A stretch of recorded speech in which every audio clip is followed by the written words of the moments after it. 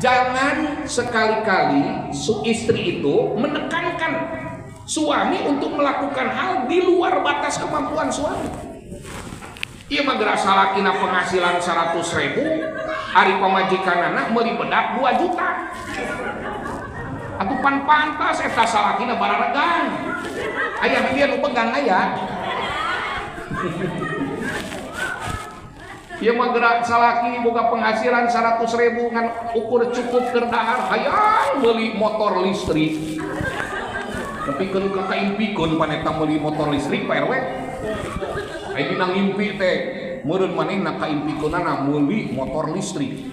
Motor listrikna dibuka bungkusna, tuluy di starter. Terus di starter dicobaan eta si gasna teh digaur-gaur keur kitu teh eta salakina ngoreja budak.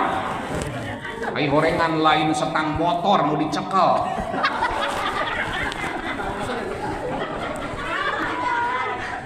Cek salaki teh manehna naonan ieu bobogaan urang digaur-gaur. Cek pamajikanana sugan motor listrik cenah.